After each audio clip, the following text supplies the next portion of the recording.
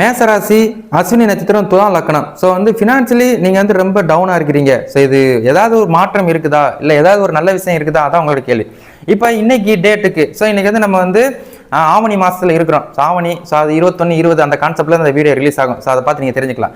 அப்போ மேச ராசிக்கு அப்படின்னு வரும்போது வந்து உங்களோட அதிபதி செவ்வாய் ராசிக்கு 6ல் நிற்கிறார். அப்போ 6ல் நின்று உங்களோட பாக்கிய ஸ்தானத்தை 4ஆம் பார்வையாகவும், அதுபோக உங்களோட விரையாதிபதி ஸ்தானத்தை அவர் வந்து 7ஆம் பார்வையாகவும், உங்களோட ராசிநாதனை வந்து அவர் 8ஆம் பார்வையாகவும் பார்க்கறது ஒரு பாசிட்டிவான ஒரு அமைப்பு இருக்கு. அப்போ இந்த மாசமும் அடுத்த ஒரு 45 நாளுக்கும் உங்களுக்கு வந்து ஒரு முன்னேற்றமான வாய்ப்பை இந்த செவ்வாய் பகவானை ஏற்படுத்துவார். ஸோ அப்போ ஃபினான்ஷியலில் உங்களுக்கு இம்ப்ரூவ்மெண்ட் பண்ணுவார். ஸோ இதுதான் அதோட கான்செப்ட்.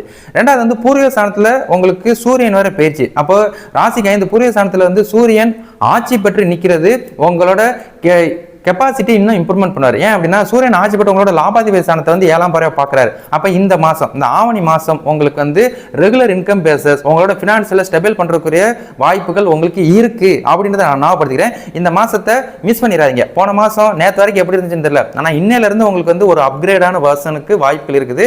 இந்த மாதத்தை கரெக்டாக பயன்படுத்திட்டீங்கன்னா அடுத்த மாதம் கையில் கல்லா கட்டும் அப்படின்றத உங்களுக்கு நான் ஞாபகப்படுத்திக்கிறேன். சரிங்களா?